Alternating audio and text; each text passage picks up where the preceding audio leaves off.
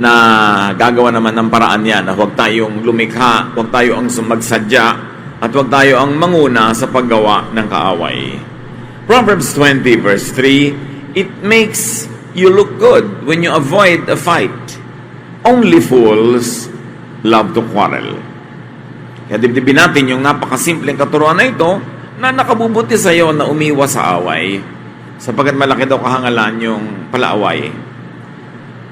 Try not to make enemies.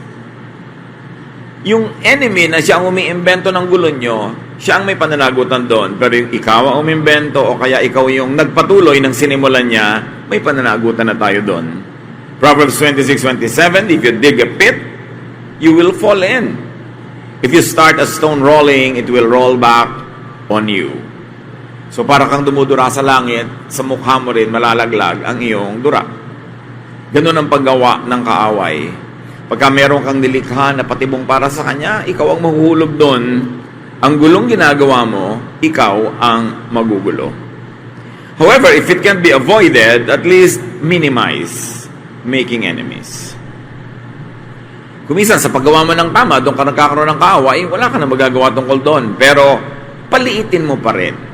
Pwedeng pakontiin ang makakaaway o aaway sa iyo at pakontiin mo yung degree ng pag-aaway. Proverbs 17:14, the start of an argument is like a water leak. So stop it before real trouble breaks out. Yung mga water leak, kahit sa bahay, konti lang ang simulan yan, patak-patak, pero pagka hindi mo niremedyohan, lumalaki.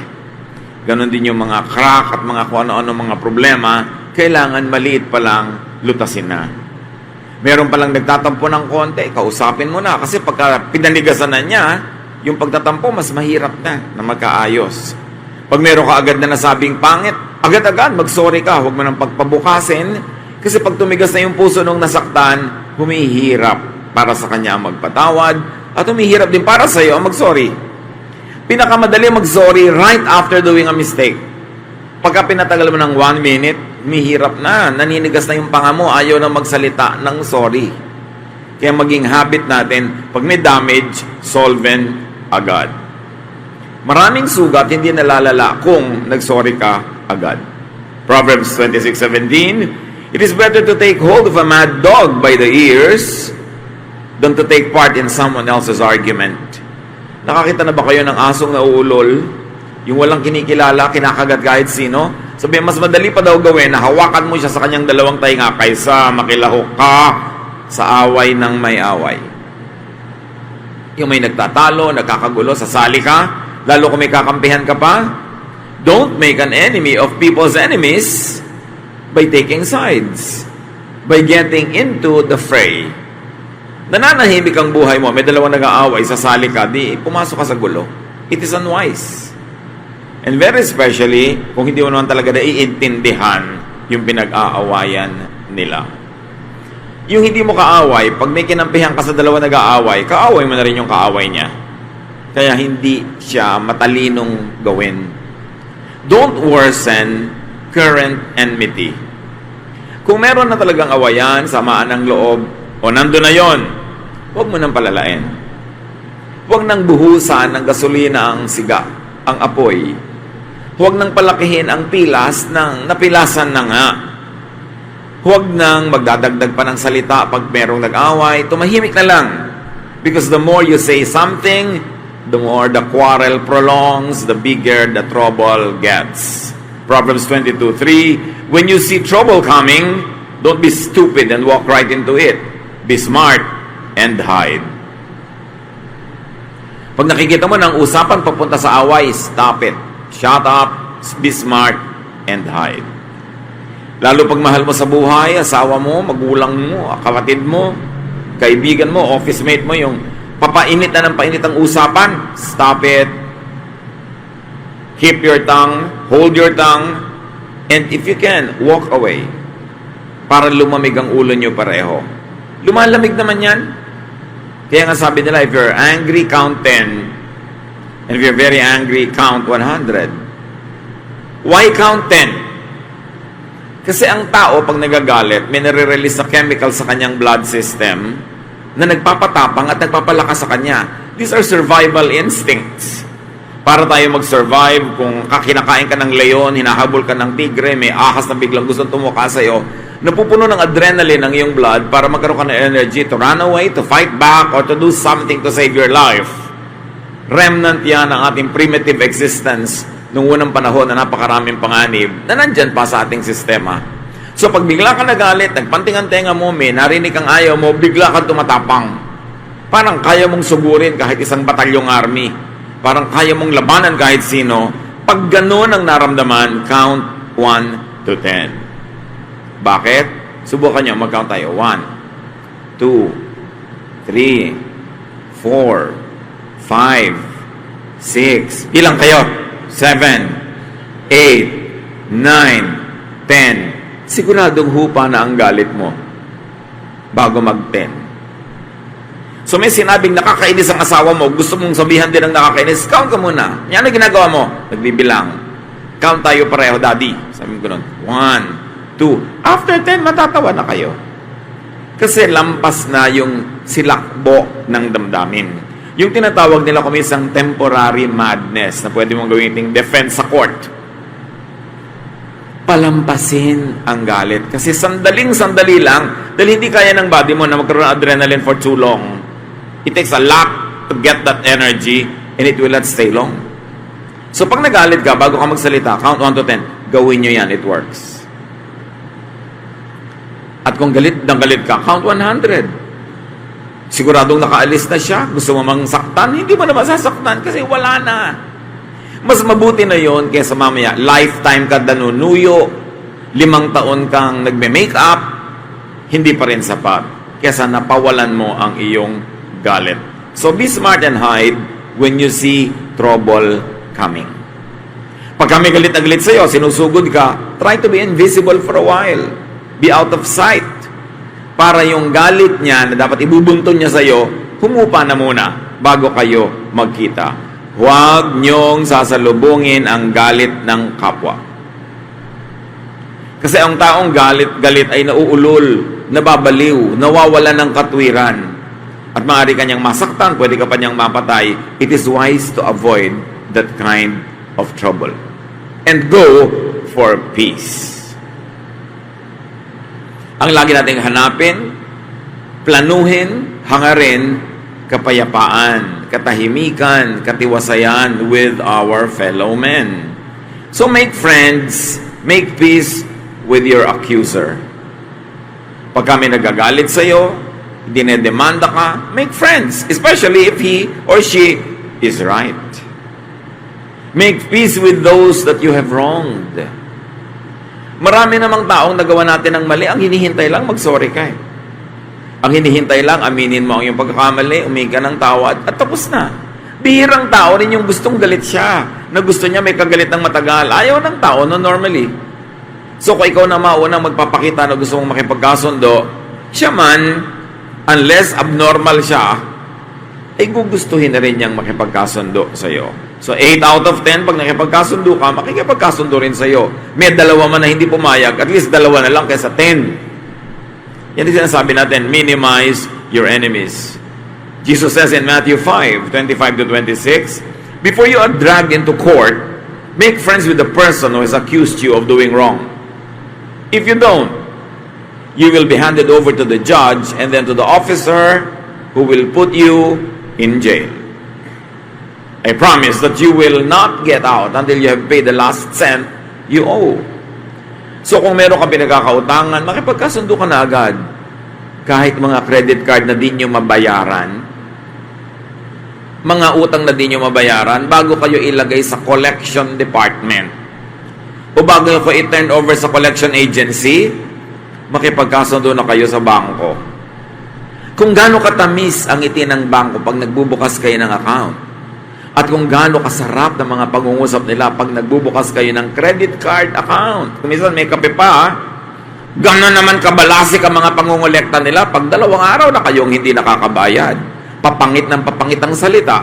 At kung kayo'y taong maramdamin, daramdamin nyo, masasakatan kayo sa mga sulat ng bangko. Para ba kayong kriminal na hinahabol na nagtatago? Kaya bago mangyari yon, pumunta ka lang sa manager ng bangko o sa inyong bank relations officer, Sabihin nyo na ang inyong istorya, makipagkasundo na kayo dahil makikipagkasundo sila kaysa magpunta pa kayo sa court. Hindi kayo makabayad ng malaking utang, sabihin nyo talagang wala akong ibabayad, kahit mo ako kagatin, kahit mo ako kainin, wala akong ibabayad. So, makikipagsettle ako sa iyo, maghuhulog ako ng ganito over this kind of period, and 99% of the time, they will give it. Kesa maging legal issue yan. Iba ang nakikipagkasundo. Baka naman nagkaroon pa kayo ngayon ng ideya kung paano kayo manunuba ng mga utang. Dahil syempre, kailangan bayaran nyo talaga yan. Importante yon. So, makikipag-ayos. Magandang policy yun sa buhay. Huwag niyong takasan ang naniningil sa inyo dahil lalong nagagalit. Pagka nandyan, harapin nyo. Sabihin nyo ang katotohanan. Makipag-usap kayo at kung nagalit siya, pasensya kayo kasi may utang kayo, hindi nyo nababayaran. Pero para pagtaguan nyo yon, humahanap kayo ng gulo. Kasi challenge nyo siya na lahat ng kapangyarihan, lakas at koneksyon niya, gamitin niya para kayo maparusahan. Samantalang pwede niya namang tanggalin ang galit niya kung kakausapin ninyo. Do not needlessly sue fools. Huwag nang magdemanda, maghabol sa tinatawag ng Bible ng mga hangal, wala kayong mapapala. Proverbs 29:9, be wise and don't sue a fool. You won't get satisfaction because all the fool will do is sneer and shout. So huwag makipagtalo, huwag makipag-away, huwag makipag-agawan sa hangal kasi dadaan nila niya sa sigaw. Dadaanin niya sa mga walang katwiran mga salita, lalo lang lalala. So do not argue with fools and do not quarrel with what you might call subordinates or people beneath your station. Kung mas matalino kayo sa kanya, huwag niyong patulan. Kung mas malayo ang naabot niyo at narating, mas marami kayo na-accomplish, mas lalong huwag niyong patulan. Kasi lahat ng yun, itataya niyo sa walang kakwentang-kwentang argumento. Nagpakahirap-hirap kang buuin ang iyong buhay, maging matagumpay, mabunga, tapos sinaksak ka lang ng ice pick sa sentido na matay ka tuloy sa walang kakwentang-kwentang bagay. So huwag kayo nakikipagtalo sa bagay na mas mababa ang lagay kesa sa inyo. Kung minsan yung iba, hindi lang nasuklian ang tama ng jeepney driver, makikipaghampasan ng tubo. It is wise to avoid such troubles dahil mas malaki pa ang gagawin mo sa buhay, mas marami ka pang kikitain, at kung totoo ang iyong inaakala, mas mataas naman ang kalagayan mo sa buhay, bakit mo ibababa para lang doon? Kailangan pinapahalagahan mo the bigger picture. What is at stake? May mga nababaril sa pakikipagawan sa parking lot. Merong mga napapatay dahil sa nilampasan sa kalsada, kinat, tapos kakatindin hanggang mamaya, nagbungguan na sila o nagbarilan. Is it worth it? Ganun lang ba ang halaga ng iyong buhay? Ganun lang ba ang halaga ng iyong kapayapaan? So always make and move towards making peace. Kung may kaaway, ang langing hakbang mo patungo sa kapayapaan, hindi sa pagpapalaki ng away, hindi sa pagpapalaki ng gulo. Matthew 18:15, if one of my followers sins against you, go and point out what was wrong. But do it in private, just between the two of you. If that person listens, you have won back a follower. Apply it to a friend, apply it to a colleague. Pag na-offend ka, may ginawa siyang mali, puntahan mo quietly, sabihin mo ang iyong nadarama, kung nasaktan ka, sabihin mo, humingi ka ng paliwanag, and most of the time, these people will appreciate your effort, say sorry if they are wrong, and then peace will reign. It is important na pagkagalit ka sa isang tao, may nagawa siyang mali, siya ang kausapin mo, huwag mo siyang ikwento sa iba. Malalaman niya yon, magagalit siya lalo, lalaki ang gulo. So, importante, use peaceable methods and open doors. Kailangan nakabukas ang puso mo para sa goodwill, sa peace, sa areglo. At ikaw mismo ang gumawa ng paraan na kung may nagagalit sa iyo, mawala ang galit niya at kung pwede sana mapalitan ng goodwill. Proverbs 25:21-22, if your enemies are hungry, give them something to eat. And if they are thirsty, give them something to drink. This will be the same as piling burning coals on their heads, and the Lord will reward you. So pagka may kaaway ka daw, nagugutom, pagkakataon mo na yon, may ibibigay kang pagkain, ibigay mo. May kaaway ka na uuhaw, chance mo na. Meron kang ibibigay, ibigay mo yung maiinom niya. Sabi ni Jesus, para mo rin siyang binigyan ng mga bagang nag-aapoy at sinunong mo sa kanyang ulo.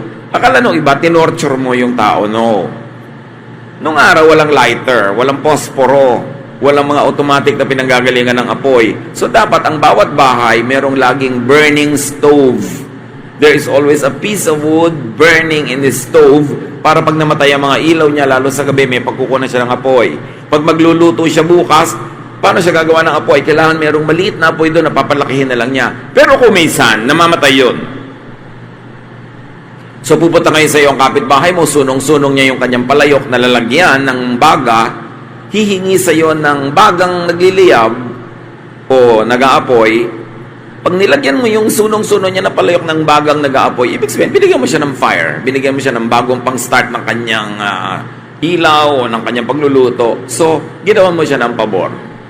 So sabi, giving drink to your enemy, giving food to your enemy is like heaping burning coals on their heads.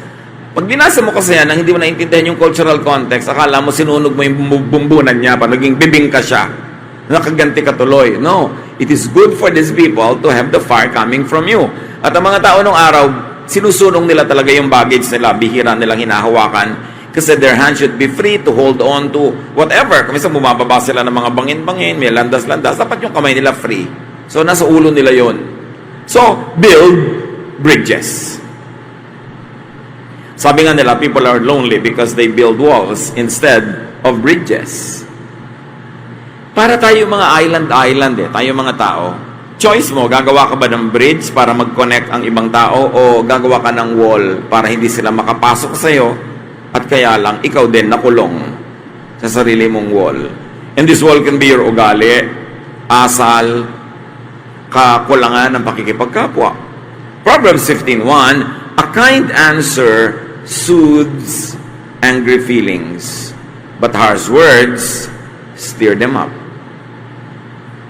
Pag may nagagalit sa'yo, nagtatanong, naninita, pag mabait, malumanay ang iyong sagot, humuhupa ang kanyang galit. You are building bridges.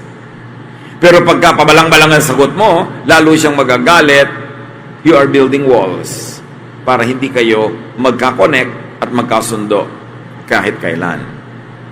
So, napakahalaga ang pagpili ng pangungusap. Kahit mga galit na tigre, mga nauulol na aso, may dog whisperer. Merong marunong bumulong ng tamang timpla, tamang volume, tamang tunog, pati galit ng mga aso, matitigas sa ulo mga aso na paaamo. Napakahalaga ang pamimili ng salita. Kaya mabuti pa, pagkagalit ka, huwag kang magsasalita eh. Dahil ang laki ng opportunity, chance, na mali ang masabi mo. Nasaktan ka. Ang tendency ng maraming tao, manakit din in return. Pero nasaktan ka, the best is to keep quiet. At pag malamig na yung ulo mo, tsaka mo nalang sasabihin, alam mo, nasaktan ako, na-offend. Kaya sasaktan mo rin siya.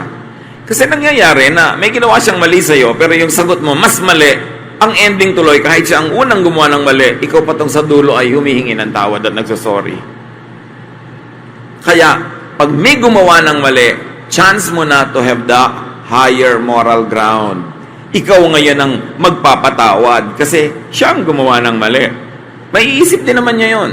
Pero ang sagot mo sa ginawa niyang mali ay mali din, mamaya, ikaw na ang hihingi ng tawad at siya na ang magpapatawad sa'yo kahit siya ang nagsimula ng gulo. It is wise to be quiet. Kaya sabi nila, speech is silver, silence is gold. There are moments when being silent is much more desirable than being eloquent. Proverbs 25:9-10, when you and someone else can't get along, don't gossip about it.